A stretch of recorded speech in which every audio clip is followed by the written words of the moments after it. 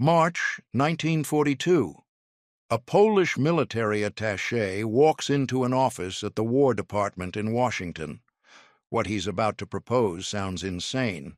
Arm 1 million people across Nazi-occupied Europe with pistols so cheap they cost less than a movie ticket, so crude they'd be thrown away after one shot, and so simple a farmer who'd never held a weapon could use one to take down a German soldier. The American Assistant Chief of Staff for Intelligence listens, then picks up the phone.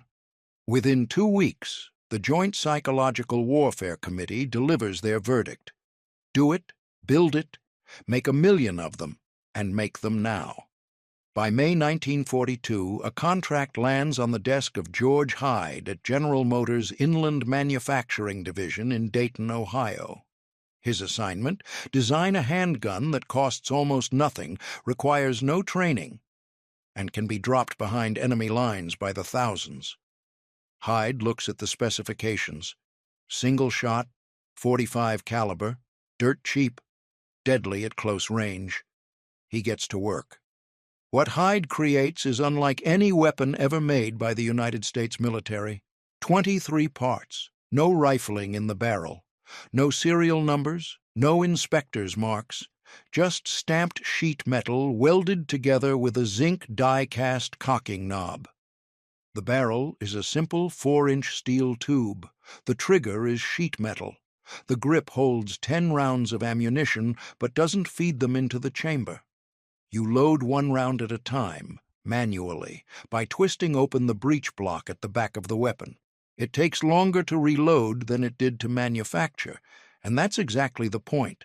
The gun is deliberately designed to be used once, maybe twice, then discarded or hidden. It's not meant to win firefights. It's meant to start them. The concept is brutally simple. A resistance fighter recovers the weapon from an airdrop, approaches a lone German sentry from behind, fires 1 .45 caliber round at point-blank range, and takes the soldier's rifle, ammunition, and equipment. Now that resistance fighter is armed with a real weapon. Do this 1,000 times across occupied France, and suddenly the Germans have a problem they can't solve with tanks or bombers. An invisible enemy, everywhere, armed. To hide the project from Nazi spies, the military gives it a misleading designation. Flare projector, caliber .45, FP-45. On official documents, the barrel is labeled tube. The trigger is called a yoke. The firing pin becomes a control rod. Workers at Guide Lamp Division, a General Motors factory in Anderson, Indiana, that normally manufactures headlights and turn signals for cars, are told they're building flare projectors for the military. 300 workers are assigned to the program. They're sworn to secrecy. Production begins in the second week of June 1942. They work 24 hours a day, 7 days a week. The factory floor never stops. Stamping presses hammer out sheet metal parts. Welding stations fuse them together. Assembly lines move at breakneck speed. By August 21, 1942, just over 10 weeks later, the workers have completed 1 million pistols, one every 6.6 seconds. It's calculated that the FP-45 is the only firearm in history manufactured in less time than it takes to load. Each pistol costs $2.10, boxed and ready for delivery with 10 rounds of Frankfurt Arsenal .45 ACP ammunition. That's about $40 in today's money. For comparison, a single Thompson submachine gun costs over $200. The military can arm 5,000 resistance fighters for the price of a single Sherman tank. The hollow grip of each Liberator stores 10 rounds. A wooden dowel is included to punch out spent cartridge cases because extraction is unreliable. Instructions are printed in comic strip form with no words, so anyone, regardless of language, can understand how to use it. Load 1 round, twist the breech closed, pull the trigger, repeat if you survive. Testing reveals the weapon's limitations immediately. The welded seams begin splitting after just 10 to 15 rounds. None survive 50 rounds of testing. In humid environments like the Pacific Islands, the unfinished metal rusts within weeks. The smooth bore barrel makes the pistol wildly inaccurate beyond 25 feet. The sheet metal trigger flexes and bends. The zinc cocking piece cracks under repeated use. It's fragile, crude, and barely functional by military standards. But it doesn't need to be a military weapon. It needs to be a weapon for farmers, shopkeepers, teachers, and factory workers who've never fired a shot in their lives. For that purpose, at point-blank range, aimed at the back of a soldier's head in a dark alley, it's perfectly adequate. Each pistol is test-fired at least once during production to satisfy inspection requirements. Random samples are fired as many as 50 times for extensive testing. By the time manufacturing is complete, workers have expended over 1.5 million rounds of 45 ACP ammunition. It doesn't take long for the 300 workers to realize they're not building flare projectors. One foreman is fatally injured when he accidentally discharges a Liberator into his abdomen, though the official story claims he was hurt by malfunctioning equipment. Word spreads through the factory floor. Secrecy becomes harder to maintain, but the workers keep building. The war needs these weapons. By August 1942, 1 million Liberators sit in crates, packed in waxed cardboard boxes, ready to be loaded onto aircraft and dropped over occupied Europe. The plan is simple. Bomb raids already fly over France, Belgium, Holland, and Poland every night.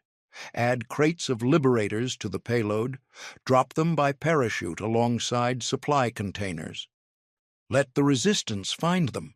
Let chaos follow. The Joint Psychological Warfare Committee believes the psychological impact alone will cripple German morale.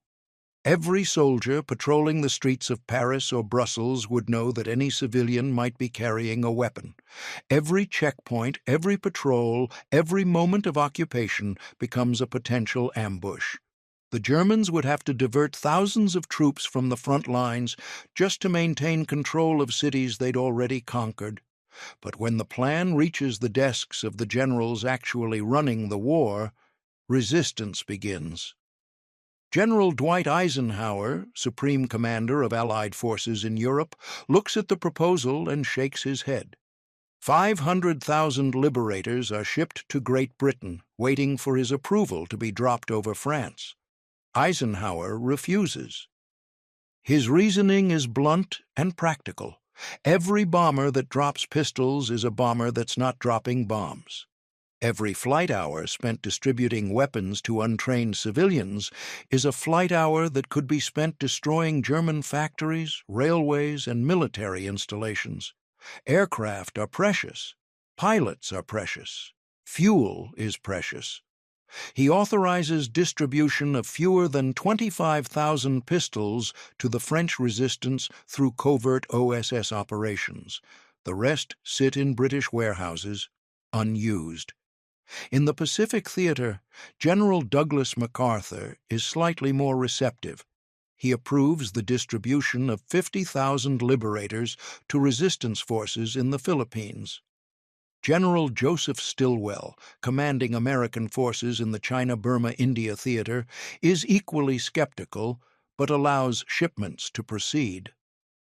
100,000 pistols are sent to China in August 1943, destined for guerrilla fighters and bandits willing to strike against the Japanese occupation.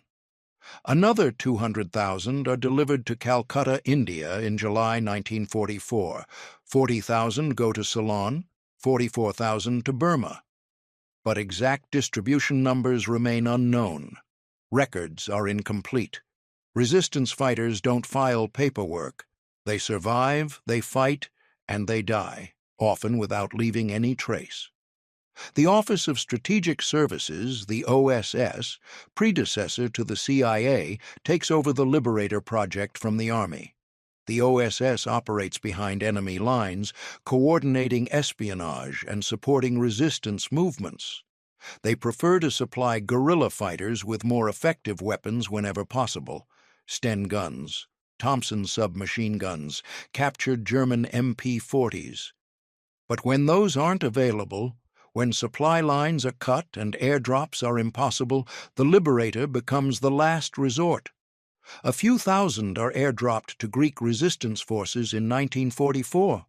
Some make it into the hands of French partisans, though documentation remains scarce. How many Liberators were actually used in combat? No one knows. Resistance fighters rarely kept detailed records. If they were captured with documents listing weapons, ambush sites, or names of collaborators, the consequences were immediate and brutal. The Nazis executed entire families for acts of sabotage. After the assassination of Reinhard Heydrich, a high-ranking SS officer, by Czech resistance fighters in May 1942, the Germans destroyed the villages of Lidis and Ležáky, murdering over 300 civilians in retaliation. Allied commanders became cautious. Random acts of violence by armed civilians could provoke reprisals that killed more people than the original attacks. The calculus of resistance became horrifyingly complex. One documented account comes from Niklaus Lange, a German military policeman who claimed that thousands of liberators were in circulation in occupied France. He described an incident where an FP-45 was used in a close-range assassination, but specific details are scarce. Resistance fighters who survived the war often had fragmented memories or chose not to speak about operations that remained classified. The only confirmed photograph of a Liberator in theater during World War II shows the pistol tucked into the waistband of an unidentified man in Kunming, China. That single image is the only visual evidence that the weapon reached its intended users. Were German or Japanese soldiers neutralized with Liberators? Almost certainly. Were there hundreds of successful ambushes using these crude pistols? Possibly. Were there documented, verified reports filed and archived? No. The nature of clandestine warfare means success is measured by what doesn't get written down. A German patrol that disappears in the French countryside, a Japanese sentry found with a single gunshot wound in occupied Manila, a resistance fighter who suddenly has a rifle that wasn't issued by any Allied force. These are the ghosts of the Liberator's war. The weapon's true impact wasn't measured in confirmed eliminations. It was measured in fear. German soldiers in occupied territories knew that cheap, untraceable pistols might be hidden in every farmhouse, every cellar, every shed across Europe. Japanese troops in the Philippines understood that even unarmed civilians could become threats with a single airdrop. Occupation forces had to increase patrols, implement stricter curfews, conduct more searches, and divert more personnel to internal security. Every soldier assigned to guard a checkpoint in Lyon or search homes in Manila was a soldier who wasn't fighting at the front.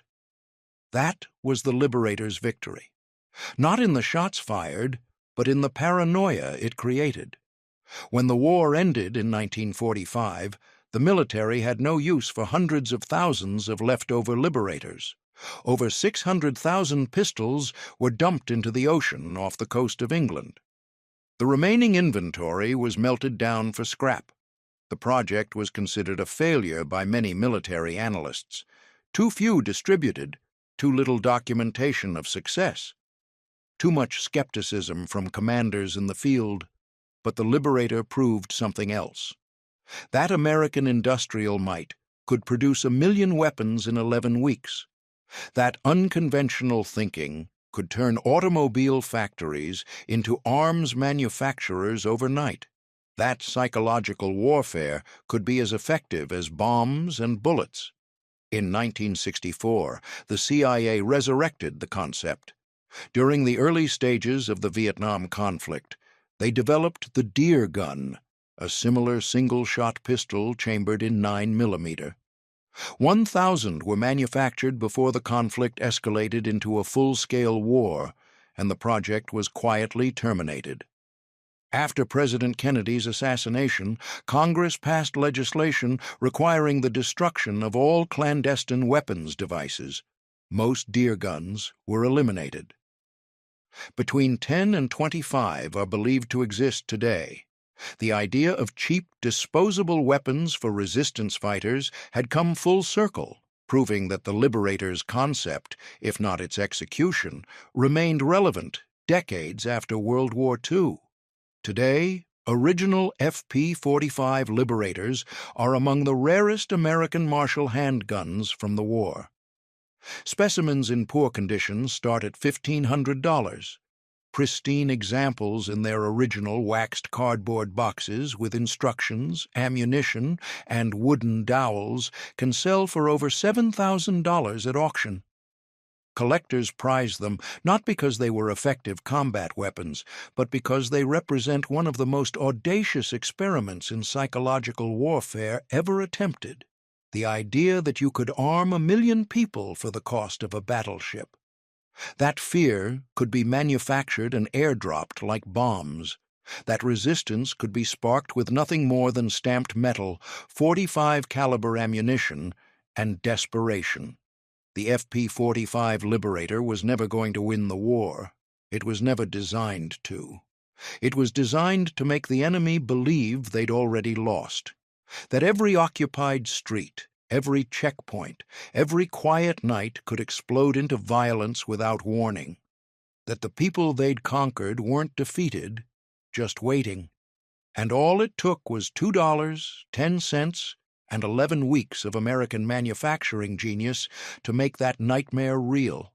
If you want more stories like this about the weapons, technology, and people who shaped World War II, hit that subscribe button and turn on notifications.